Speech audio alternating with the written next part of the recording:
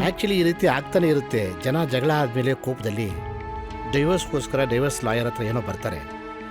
ಆದರೆ ಅವ್ರ ಕೋಪ ತಣ್ಣಗಾಗ್ತಿದ್ದ ಹಾಗೆ ಅವ್ರ ಮನಸ್ಸು ಕೂಡ ಬದಲಾಗ್ಬಿಡುತ್ತೆ. ಆ ರೀತಿ ಆಗೋದಿಲ್ಲ ಪಟೇಲ್ ಅವರೇ. ಆದರೆ ಕೇಳೋದು ನನ್ನ ಕೆಲಸ, ಸಾರಿ ಟು ಸೇ. ಆದರೆ ಇವತ್ತಿನವರೆಗೂ ಡಿವೋರ್ಸ್ಗೋಸ್ಕರ ಇಂಥ ಲೇಡಿ ಬಂದಿಲ್ಲ.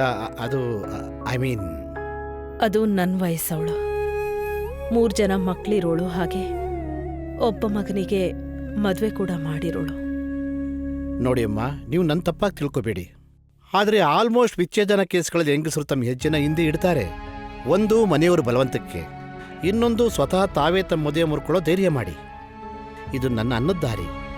ನಾನೇನೋ ಕೇಸ್ ಫೈಲ್ ಮಾಡಿಬಿಡ್ತೀನಿ, ಫೀಸು ತಗೊಳ್ತೀನಿ. ಸಂಜಯ್ ಅವರು ನಾನು ತುಂಬ ಒಳ್ಳೆ ಗೆಳೆಯ, ಅದಕ್ಕೆ ಕೇಳ್ತಿದ್ದೀನಿ, ಪಕ್ಕಾ ನಿಮಗೆ ಡೈವರ್ಸ್ ಬೇಕೇ ಬೇಕಾ?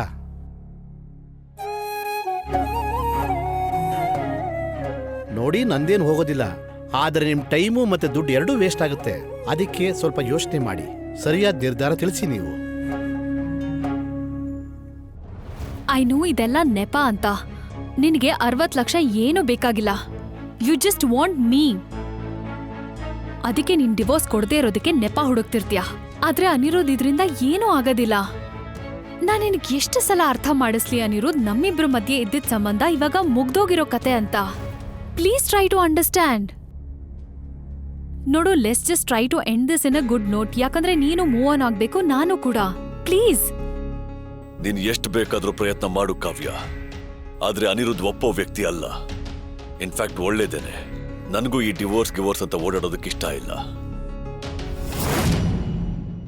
ನನಗ್ ಡೈವರ್ಸ್ ಬೇಕು. Okay then. ಸಂಜಯ್ ಅವರು ನನಗೆ ಈ ಕೇಸ್ ಬಗ್ಗೆ ಸ್ವಲ್ಪ ಮಾಹಿತಿನ ಕೊಟ್ಟಿದ್ದಾರೆ. ಸೊ ಕೇಸ್ ಮಾಡಬೇಕು ಅಥವಾ ಮುಂದುವರಿಬೇಕಾದ್ರೆ, ಡೈವರ್ಸ್ ತಗೋಬೇಕು ಅಂದರೆ ಮೊಟ್ಟ ಮೊದಲನೇದಾಗಿ ನಾವು ಮಾಡಬೇಕಾಗಿರೋ ಕೆಲಸ ಏನು ಅಂದರೆ, ನಾವು ಯಾವ ಕಾರಣಕ್ಕಾಗಿ ಡೈವರ್ಸ್ ತಗೋತಾ ಇದ್ದೀವಿ ಅನ್ನೋದು. ನೋಡಿ, ನಾನು ನಿಮ್ಗೆ ಅರ್ಥ ಮಾಡಿಸ್ತೀನಿ. ನೀವಿದ್ದು ಕೂಡ ನಿಮ್ಮ ಗಂಡನಿಗೆ ಬೇರೆ ಯಾರ ಜೊತೆನಾದರೂ ಎಕ್ಸ್ಟ್ರಾ ಮೆರಿಟಲ್ ಎಫೈರ್ ಇದ್ದರೆ, ಮೆಂಟಲ್ ಟಾರ್ಚರ್, ಅಬ್ಯೂಸಿವ್ ಬಿಹೇವಿಯರ್, ಅದು ಫಿಸಿಕಲ್, ಮೆಂಟಲ್ ಅಥವಾ ಎಮೋಷನಲ್ ಆಗಿರ್ಬೋದು, ಅಥವಾ ಇನ್ನೇನಾದರೂ ಬೇರೆ ಆರೋಪ ಇದೆಯಾ? ನೀವು ಅವ್ರ ಮೇಲೆ ಆರೋಪ ಮಾಡಬೇಕು ಅಂತಿರೋದು? ಯಾವ ಆರೋಪನೂ ಹೊರಿಸಲ್ಲ. ಆದರೆ ನಾವು ಬೇರೆ ಆಗಬೇಕು. ಅಲ್ಲ, ಅವ್ರು ನಿಮಗೆ ಚೀಟ್ ಅಂತೂ ಮಾಡಿದಾರಲ್ವಾ? ಹಾಗಾದ್ರೆ ನೀವು ಕೋರ್ಟಲ್ಲಿ ಇದನ್ನ ಹೇಳಕ್ಕೆ ಯಾಕೆ ಇಷ್ಟ ಇಲ್ಲ? ಹೇಳೋದ್ರಿಂದ ಏನಾಗ್ಬಿಡುತ್ತೆ? ಸಂಬಂಧ ಮುಗಿಸ್ಬೇಕು ಅಂದ್ರೆ ಒಬ್ರ ಮೇಲೊಬ್ರು ಕೆಸರೆರ್ಚ್ಕೊಂಡು ಬೇರೆ ಆಗೋ ಅವಶ್ಯಕತೆ ಇಲ್ಲ ಅಲ್ವಾ? ಹೆಚ್ಚು ಅಂದ್ರೆ ಏನಾಗ್ಬಿಡುತ್ತೆ? ಜನ ನನ್ನನ್ನ ತಪ್ಪು ತಿಳ್ಕೋತಾರೆ, ಸಮಾಜ ನನ್ನ ಮೇಲೆ ದೋಷ ಹೊರಿಸುತ್ತೆ. ಯಾಕಂದ್ರೆ ನಾನು ಡೈವರ್ಸ್ ತಗೋತಾ ಇದ್ದೀನಲ್ವಾ? ಆದ್ರೆ ನನ್ಗೆ ಅದರಿಂದ ಏನೂ ಆಗ್ಬೇಕಾಗಿಲ್ಲ. ನನ್ನ ಪರಿವಾರಕ್ಕೆ ಎಲ್ಲ ಗೊತ್ತಿದೆ, ನನಗದಷ್ಟೇ ಸಾಕು. ಹೊರಗಿನವ್ರ ದೃಷ್ಟಿಲಿ ಒಳ್ಳೆಯವಳಾಗೋದಿಕ್ಕೆ ನಾನು ನನ್ನ ಮನೆ ಪರಿವಾರದ ಮರ್ಯಾದೆ ಯಾವತ್ತೂ ಕಳೆಯಲ್ಲ. ನಾನೀ ಸಂಬಂಧನ ಮುಗಿಸ್ಬೇಕು ಅಷ್ಟೇ. ಅದರಿಂದ ನಾವಿಬ್ರು ನಮ್ಮ ಬದುಕನ್ನ ನೆಮ್ಮದಿಯಿಂದ ನಡೆಸ್ಕೊಂಡು ಹೋಗ್ಬೋದು. ಓಕೆ ಫೈನ್, ನಾವೊಂದು ಕೆಲಸ ಮಾಡೋಣ, ಮ್ಯೂಚುವಲ್ ಸಪ್ರೇಷನ್ಗೆ ಹೋಗೋಣ. ಮತ್ತೆ ಅಲಿಮನಿ ಅಂದರೆ ಜೀವನಾಂಶ ಎಷ್ಟು ಬೇಕಾಗುತ್ತೆ, ಮತ್ತೆ ಅವ್ರ ಪ್ರಾಪರ್ಟಿ, ಎಸೆಟ್ಸ್, ಇದೆಲ್ಲ. ನನಗೆ ಜೀವನಾಂಶ ಏನು ಬೇಡ. ನೋಡಿ, ಡೈವರ್ಸ್ ಆದಮೇಲೆ ಪ್ರತಿ ಮಹಿಳೆಗೂ ದುಡ್ಡಿನ ಸಮಸ್ಯೆ ಬಂದೇ ಬರುತ್ತೆ.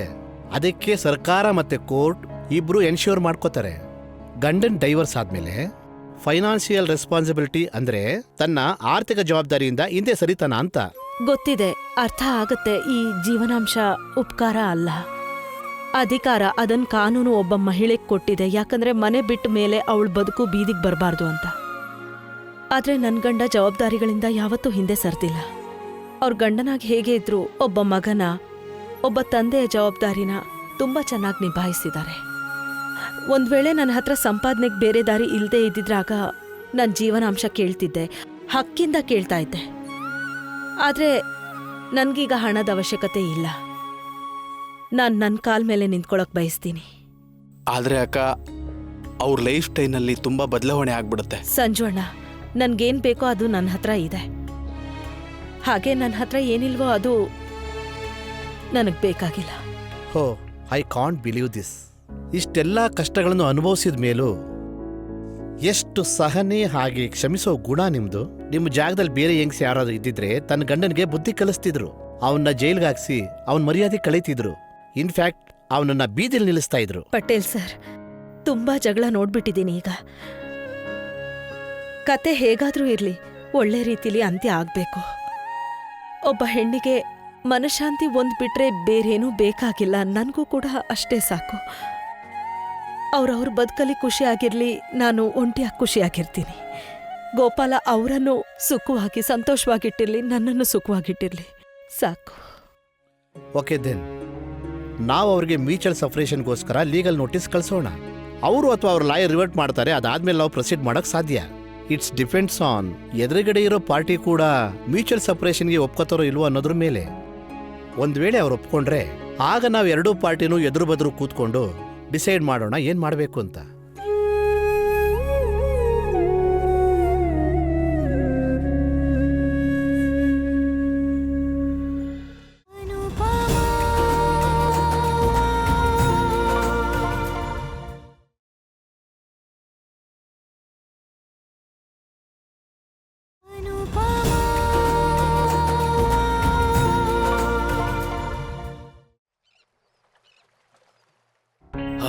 ಇಷ್ಟು ದಿನ ಆದ್ಮೇಲೆ ಆಫೀಸಿಗೆ ಬಂದು ಏನೋ ಒಂಥರ ಸಮಾಧಾನ ಆಗ್ತಿದೆ.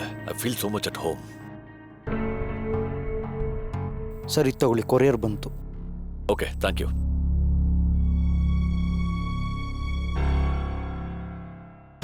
ಅಡ್ವೊಕೇಟ್ ಕಡೆಯಿಂದನಾ? ನೋಡು, let's just try to end this in a good note. ಯಾಕಂದ್ರೆ ನೀನು ಮೂವ್ ಆನ್ ಆಗ್ಬೇಕು, ನಾನು ಕೂಡ. ಒಂದ್ ವೇಳೆ ಅನಿರುದ್ಧ್ ಡಿವೋರ್ಸ್ಗೆ ಒಪ್ಕೊಂಡ್ಬಿಟ್ನಾ?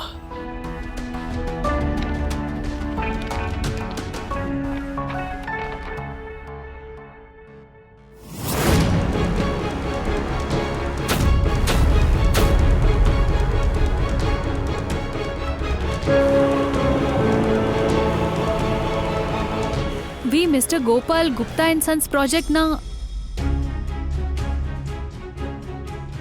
ಇವನ್ಗೇನಾಯ್ತು?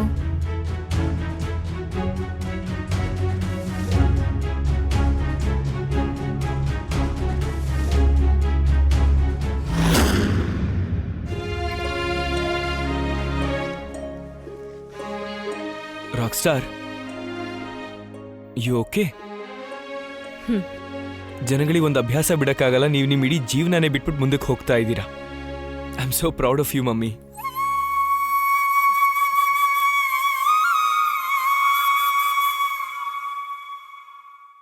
ನಂದು ಮಮ್ಮಿ ಯಾಕೋ ತುಂಬಾ ಸೈಲೆಂಟ್ ಆಗಿದ್ದಾರೆ. ಬೇರೆ ಇನ್ನೇನಾದ್ರೂ ಇದ್ರೆ ನಾನು ನಿಂಗೆ ಹೇಳ್ತೀನಿ. ಹೋಯ್ತು ನೋಡಿ ಕುದುರೆ. ನೀನು ಕುದುರೆ ನಡೆಸಿದ್ದೆ, ಈ ಮಂತ್ರಿ ಎಲ್ಲಿದ್ದ ಬಂದ? ಮಂತ್ರಿ ಆ ಕುದುರೆ ಮೇಲೆ ಕೂತ್ಕೊಂಡು ಬಂದಿದ್ದ ಬಾವಾ. ಪಾವನಿ ಕೆಮಿಸ್ಟ್ರಿ ಹೋಮ್ವರ್ಕ್ ಮುಗಿತಾ? ಮಾಡ್ತಿದ್ದೀನಣ್ಣ. ಇದ್ರ ಅರ್ಥ ಏನು ಅಂತ ಹೇಳು.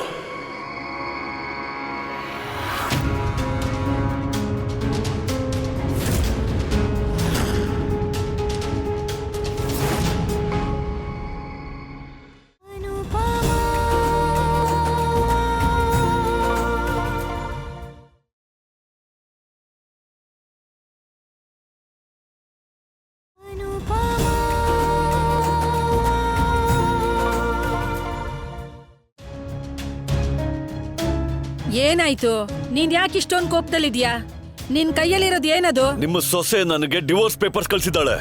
ಏನು?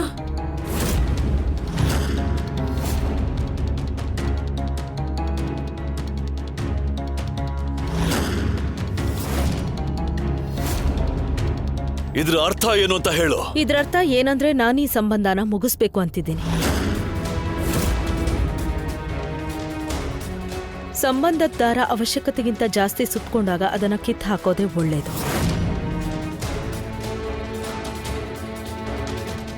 ಆ ಸಿಟ್ನ ಬಿಡ್ಸಕ್ಕಾಗ್ಲಿಲ್ಲ ಅಂದ್ರೆ ಮಮ್ಮಿ ಅದನ್ನ ಕಿತ್ತು ಹಾಕ್ಬೇಕು.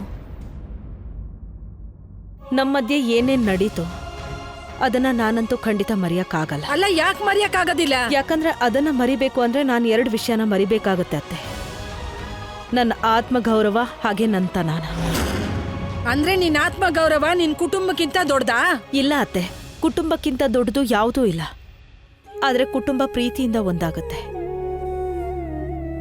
ಹಾಗೆ ನಮ್ ಸಂಬಂಧದಲ್ಲಿ ಎಲ್ಲ ಇದೆ, ಆದ್ರೆ ಪ್ರೀತಿನೇ ಇಲ್ಲ. ನನ್ ಮನೆಗೆ ವಾಪಸ್ ಬರ್ಬೇಕು ಅಂತ ಇದ್ದೆ, ನಿನ್ನ ಪ್ರೀತಿ ಮಾಡೋದಕ್ಕೆ ಶುರು ಮಾಡ್ತಾ ಇದ್ದೆ, ಆದ್ರೆ ನೀನೇ ಬೇಡ ಅಂದೆ. ಆದ್ರೆ ನಾನು ಒಪ್ಪಿಲ್ಲ ಅಂದ್ಕೂಡ್ಲೆ ನೀವೇನ್ ಮಾಡಿದ್ರಿ? ಕಾವ್ಯ ಹತ್ರ ವಾಪಸ್ ಹೊರಟು ಹೋದ್ರಿ. ಇಷ್ಟು ಬೇಗ ಕಾಗದದ ಮೇಲೆ ಬರ್ದಿರೋ ಗೆರೆನೂ ಅಳ್ಸಕ್ಕಾಗಲ್ಲ ಅಂತಾದ್ರಲ್ಲಿ ನಿಮ್ ಪ್ರೀತಿ ಅಷ್ಟು ಬೇಗ ಅಳ್ಸೋದು.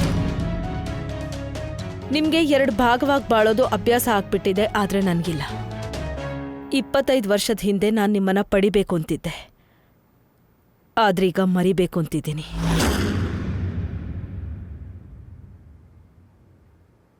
ಗೊತ್ತಿದೆ ನಿಮಗ್ ನೋವಾಗತ್ತೆ, ದುಃಖ ಆಗತ್ತೆ, ಆದ್ರೆ ಇದೆಲ್ಲ ಆಗೋದ್ರಿಂದ ಈ ಸಂಬಂಧ ಮುಗಿದು ಹೋಗ್ತಿದೆ ಅಂತಲ್ಲ, ಬದಲಾಗಿ ಈ ಸಂಬಂಧನ ನಾನ್ ಮುಗಿಸ್ತಿದ್ದೀನಿ ಅಂತ. ಯಾವ ಸಮಾಜದಲ್ಲಿ ಹೆಣ್ಣಿಗೆ ಕೇವಲ ಒಂದು ನಿರ್ಧಾರ ತಗೊಳ್ಳೋ ಹಕ್ಕಿರುತ್ತೋ, ಅಂದ್ರೆ ಇವತ್ತು ಅಡುಗೆ ಏನ್ ಮಾಡೋದು ಅಂತ ಜಾಗದಲ್ಲಿ ಹೆಣ್ಣು ಇಂಥ ದೊಡ್ಡ ನಿರ್ಧಾರ ತಗೊಂಡ್ರೆ ನೋವಂತೂ ಆಗೇ ಆಗತ್ತೆ.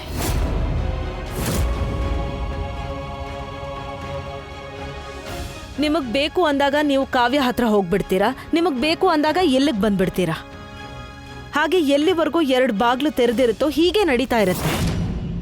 ಅದಕ್ಕೆ ನಾನು ಒಂದು ಬಾಗ್ಲನ್ನ ಶಾಶ್ವತವಾಗಿ ಮುಚ್ತಾ ಇದ್ದೀನಿ.